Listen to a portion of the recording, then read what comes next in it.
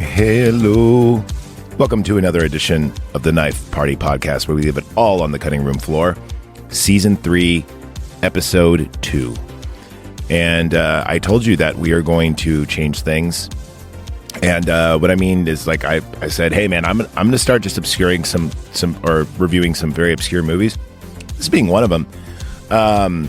Normally, I usually have a scene or something to start off the show, but there's really not much to find online of this, except for you could find this whole movie online for free on YouTube. So if you haven't seen it, and chances are you haven't, because I don't know a lot of people that have, go on YouTube.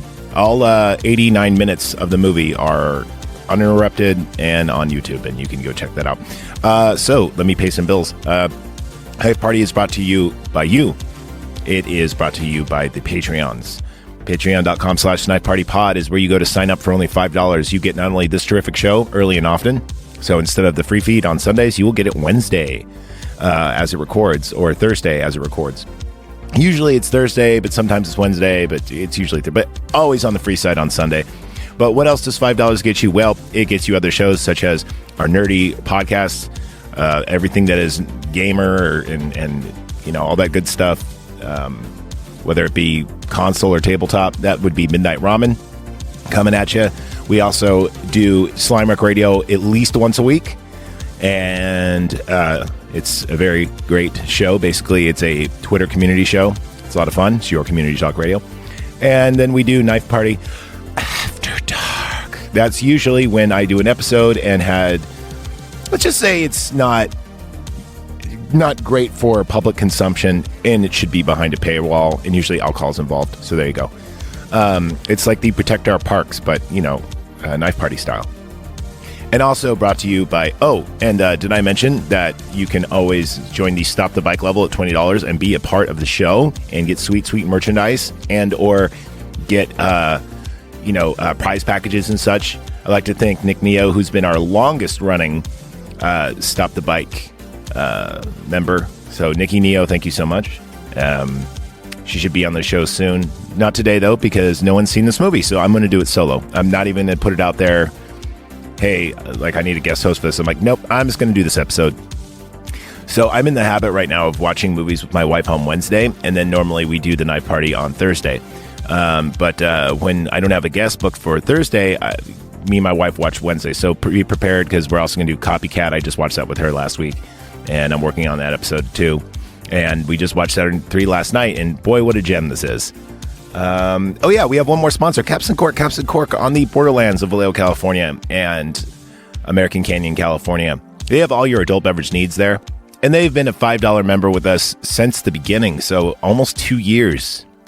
And probably the best ad they've ever gotten, because I'm pretty sure that I bring more business to them than even if it's just my nerdy friends coming over and watching movies and buying beer over there. But they have a great beer selection, and they will order beer for you. For instance, I love my Rasputin. It is my favorite beer from North Coast Brew Co., and the only place I get it is at Caps and Cork.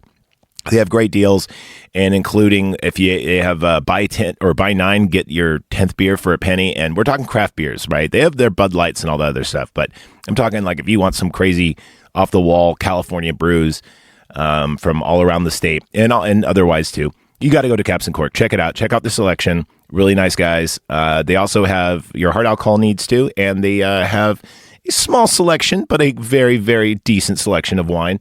They carry the Godfather, which is for $20, probably the best table wine you're going to get. It's really good juice. Anyway, all right. So back to this movie.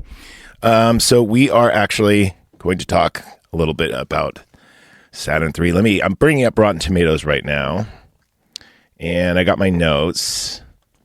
So let me just type in Satern 3 and see what happens. I cannot type right now. There we go. So this is a very interesting movie. It's a very weird movie. It's kind of like if you were to put Alien and Frankenstein in the same movie. That's exactly what it is. It got pandered. Like, this movie lost money, and in fact, the company that produced it went out of business. This was like the last thing they did. They did 2 bombs in a row. They did this in another movie called like Rising the Titanic, and both of them were terrible. So this got 33% on the tomato meter with only 15 reviews. That's pretty bad. And the audience score, the popcorn meter, is now it's called. They changed that recently. I think they did it for season 3. They knew I was going to be launching season 3, and they're like, man, the Evergreen Tomatoes meter is so sexy. We need to change ours. So they changed it to the popcorn meter. They only got 30%. And I'm giving this movie because of... I'm going to give it a 78, and I'll tell you why I give it a 78, and you will realize why that is a very, very fair score for this movie very soon. So anyway, this is very minimal. Oh man, Roger Ebert, look at this. This movie is awesomely stupid, totally impossible from the scientific viewpoint, and shameful waste of money. It also defies all the laws of physics, and who wants to see a love triangle between Harvey Keitel and oh god, what is his name? and Kirk Douglas. So yeah, there you go. Pretty bad. 33. Wow. Anyway, so this came out in the 80s, and this was late 70s. It was being filmed. Actually, it was being filmed the same time as Alien. Believe it or not. Of course, one of them is a great movie, and one of them is an okay movie. This movie being okay. I still think it's fantastic, though. All right, so here's some fun facts about this movie. Let me pull up my notes here. All right. First off, you can watch it for free on YouTube, and I definitely recommend you do. So it was originally titled The Helper, and Ferrah Fawcett and the director of this movie actually were reading it on a flight together, and she kind of like wrote herself into it. And so when it was called The Helper, the plot was a little bit different. It wasn't so... it was more of like a love story, like kind of like a Beauty and the Beast story. I know that doesn't really make sense. Oh, it's also on Peacock for free. There you go. And I'm the dumbass that bought it, but you know me, I like physical media. So, very, very minimal cast. You only got 3 people: Kirk Douglas, Harvey Keitel, and Ferrah Fawcett. And then there was about 10 people that played Hector, whether they be robotics people or there was a guy in the suit sometimes, but mainly it was all robotic. And the Hector suit cost. I'm getting a little ahead of myself. Let me actually read the notes in order so that way I don't step on myself. All right, so here we go. All right. Yeah, so originally called The Helper, and it was going to be about a man who builds a robot, puts his like soul or his mind basically into the robot, and then the robot like takes over and wants to make love to Ferrah Fawcett, I guess. I don't know. This movie does have all that, but it's just definitely weirder. This was also during the filmmaking era of like Space Odyssey, where you really wanted to have those long shots, those wide shots of basically the space stations and all the, space stuff, ships flying around and crap, and all these giant wide shots. And believe it or not, they're quite beautiful. Now, the special effects on some of the planetary journey is it's okay. I mean, for its time, it's pretty good. I like it better in CGI, I'll tell you that much. I love miniatures. I think I'll take miniatures over CGI any day. But the sets in this movie, oh my God, are fucking delicious. They are so great. And their use of color, they use a lot of red and blue in this movie, and they contrast so well. Not only on the set, but also in Hector, and also their costumes. So the costumes in this are like really cool. Not Dune level cool, but they're pretty damn cool. The sets in this movie are fantastic. They are great. I would go so far to say is the sets in this movie are as good as Alien, but they look less scrubbed and washed. They're more, instead of being white and sterile, they're more rocky and not like, the boxer, but rocky. Like it looks like the sets in this actually look like they could be on the moon, right? Or a moon rather. And yeah, they're very, very, very, very cool. Oh shit. I'm sorry. I shouldn't curse. That's what happens. I'm a little out of it today. It's all right. Okay, so anyway, Kirk Douglas was not the first choice for Adam. It was actually going to be Sean Connery. However, Sean Connery didn't pay his taxes. And this is a British film. He didn't pay his taxes for 10 years since 1970. So they're like, yeah, I think he'll be jailed if he comes over here. So James Bond was out and Kirk Douglas was in. Kirk Douglas wanted to be nude or partially nude on almost every scene, which is hilarious. You could see why, because his co-star was Ferrah Fawcett, and they're supposed to be romantically involved in this movie, which makes it pretty hilarious. Also, he wanted to get rid of the director and direct it himself, and apparently did direct for 3 days. And I don't know if that's where the crazy ecstasy scene is in, but if you look online, there is you know what? I'm getting ahead of myself. Let me get there. So anyway, but Kirk Douglas did find that the wardrobe in this movie was so damn comfortable that he actually took them home after filming and would wear them around his beach house. So he, I wonder if he was even acting in this movie. You know, he probably read his lines and was just being himself. And I'm pretty sure the alcohol they drink during this movie, because they drink a lot of alcohol during this movie, I'm pretty sure it was all real.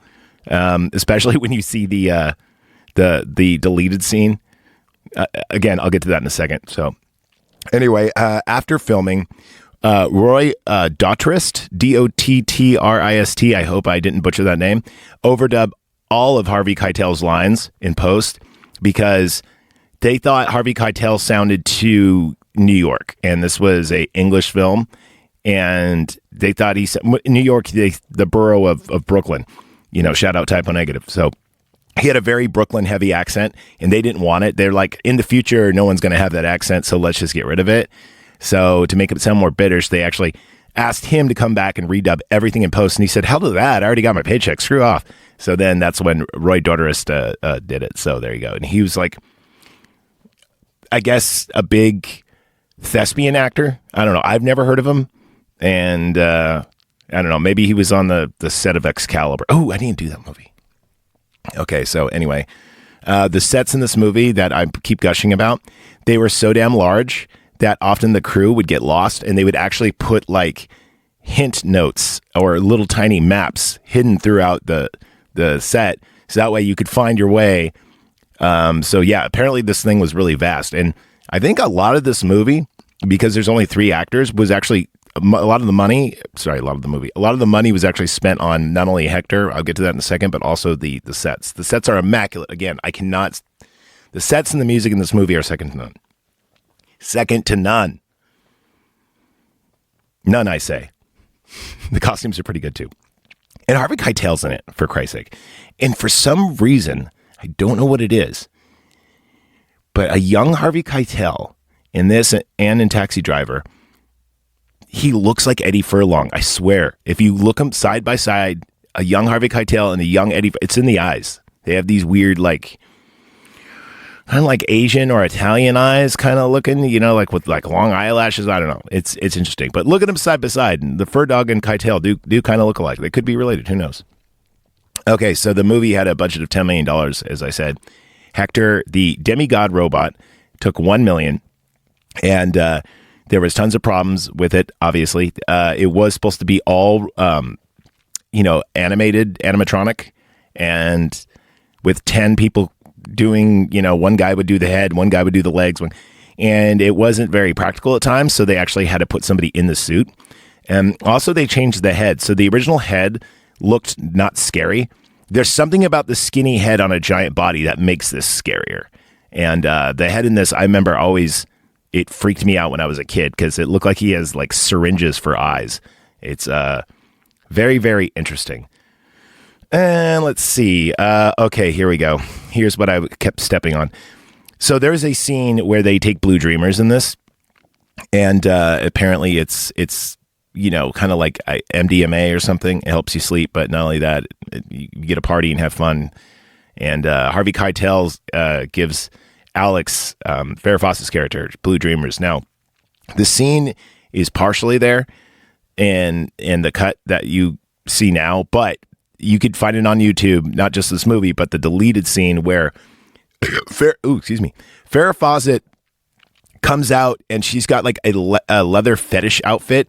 It's got garters. It's got leather latex luchador gloves.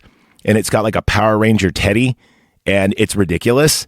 And I saw some of it, and it's so goddamn cringy. I could not finish watching it. It's so bad. And so she wears this outfit. Oh, and she's got teased hair too. Totally 80s teased hair.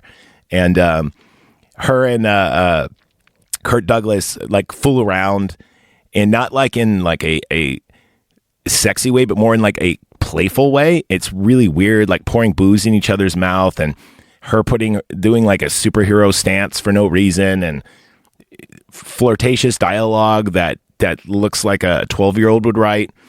And anyway, she was so embarrassed watching it in post that she demanded it being removed. However, all the foreign versions of this movie still have this scene in. And in fact, almost all of the foreign covers are her doing that superhero pose in this fetish outfit, which I find beyond hilarious. It's like, hey, you know that thing that you said you didn't want us to do? We're going to double down and do that. So, which is pretty funny. Here goes something else that's kind of cool. That outfit actually sold at an auction, a heritage auction. I don't know what that is, but it sold for $5,890. It's almost $6,000. There you go.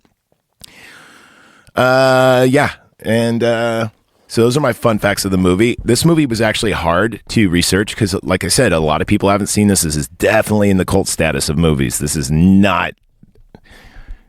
A lot of people have not seen this movie. The only reason I know about this movie is because my Nana got me into it, but she had like a vast collection of movies. All right, so I'm going to go ahead and hit the button, and we'll do a quick synopsis of this movie. This might be a shorter episode, so, you know, some of my episodes go an hour, some go an hour 30, depends what we're talking about. Me being catching up on recording today. It was a crazy week. Obviously, we just had an election. I'm going to talk about it on Slimework Radio. That's probably going to be a majority of my radioing today, but I wanted to throw in a movie seeing how I just watched this. So consider this as a quickie episode or a bonus episode, something. It's not bonus, but I don't know. Maybe it will be. Who knows? Let's get on some music, shall we?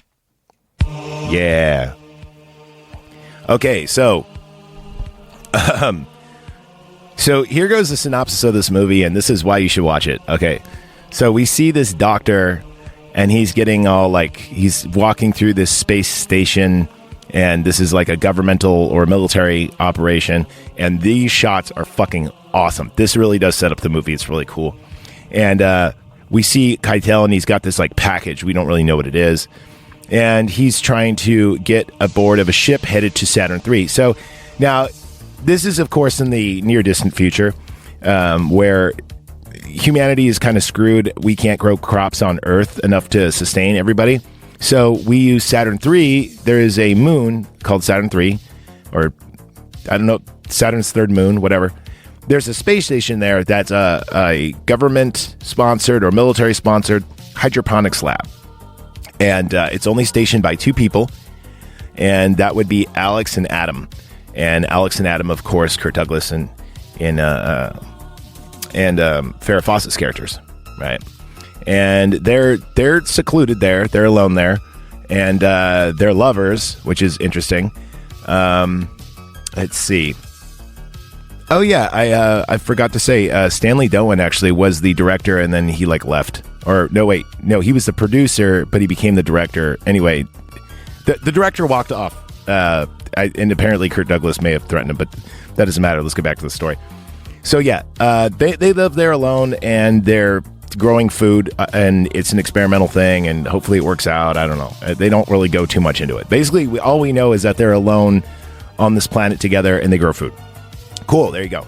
So they're sending over quote-unquote help, right? So Benson is the Harvey Keitel's character, Dr. Benson.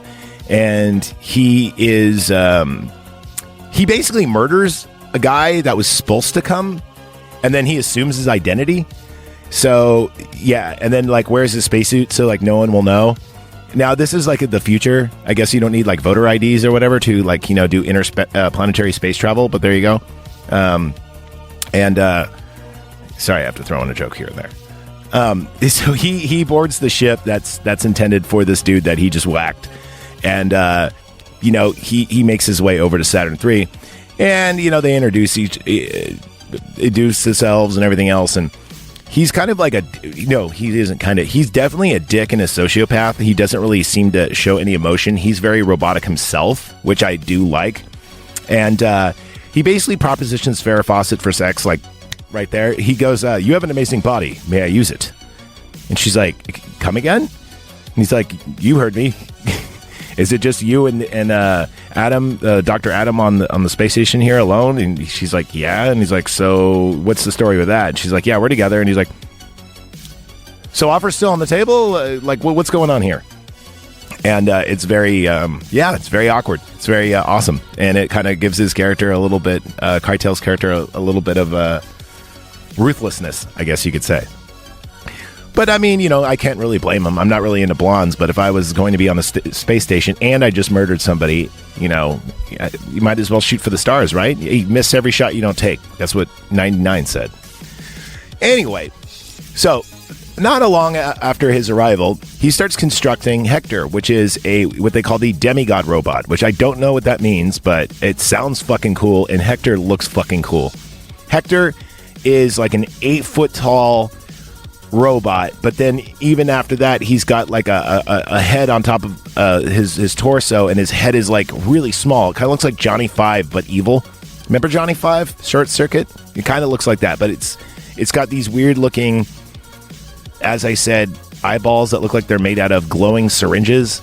And the cool thing about it too is this robot actually does look like something like a mad scientist would make, like where there's like cool hydraulic like when he's constructing it, there's this scene with all this awesome hydraulic fluid going like around and stuff, and it's like his nervous system.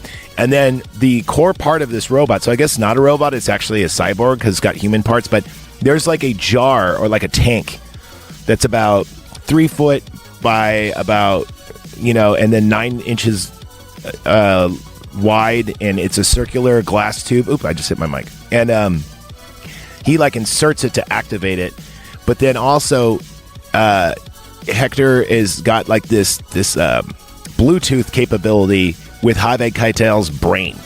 So Harvey Keitel's got this like little, what looks like a porthole, like a vault hole or whatever on the back of his spinal cord, right behind his hair, right? He's got a little ponytail there, and he lifts it up and he shows it. And he inserts this like needle in there. And when he inserts the needle in there, he's able to not only control Hector, but also give him ideas, memories, I guess, like kind of like to linked to him. And it's at this point where Hector starts getting an affinity to Alex, Ferrah Fawcett's character, because he's sharing the desires that his master has, or his creator, whatever you want. And so from here on in, we just see Hector kind of invading their lives, or not only Hector, but Benson and Dr. Benson and Hector invading their lives just a little at a time. It gets very, very interesting. One of the coolest scenes is she gets a piece of shrapnel or something in her eye, and he's like, hold still, please. And then Hector pulls it out, like with its claws, got these tiny little tweezers that come out, and just like it's really, really a creepy scene because she's like squirming, and you have this giant 8-foot monstrosity that could snap her in half, and it just beep, pulls it out. And I remember that scene being really intense. And plus, I know it's not just me, but a lot of people have a phobia with anything happening to or around people's eyeballs. So yeah, that scene's really cool. Anyway, eventually they kind of find out that this guy is taking control over the space station, and he's bad news. And so they kind of play along with it a little bit to try to get their way, and they're trying to figure out a way to destroy Hector. And they do everything from putting a trap and trying to freeze it and this and that. And eventually, it's all for none, of course. Eventually, Hector just goes full bore and becomes one with Harvey Keitel. What I mean by this, he cuts off his face and starts wearing it. So Harvey Keitel is definitely dead. But now Hector is speaking in Harvey Keitel's voice. Because Hector doesn't speak for a while until he kills Harvey Keitel, and then they can become like one, like organism. I'm looking at you, Virus. You copied this off a little bit, but that's all good because you're still a great movie. Everyone knows I love Virus. One of the most underrated fucking movies ever. So anyway, and now here's where this movie kind of has a problem. Is if there was more people in this movie for Hector to kind of like kill off, it would be a lot better. But instead, there's only 2 people he can kill off. Well, 3 actually, because Harvey Keitel's already dead, and it's the whole like Wesker, tyrant thing. It's reminded me of that pretty much a lot too. So anyway, not spoil the ending, but you probably know what's going to happen. They team up and try to get at him, but not all of them survive. There's a really cool scene where somebody loses a hand. So no spoiler alerts. Yeah, anyway, go check it out. It's free on YouTube. And I guess this is just going to be a bonus episode because I'm only clocking in at about 30 minutes here. But I really like it. And go check it out, Satern 5. Or Satern 3, rather. The funny thing is I call it Satern 5 is because the tape that we used to have of this, because we dubbed it, this is back in the day when you could rent videotapes and then have a blank videotape. And my grandfather wrote Satern 5. So for the longest time, I thought this movie was called Satern 5, even though clearly it's Satern 3. So that was a Freudian slip there. And there you go. That's for you. Okay, well, shit. Good little quickie episode.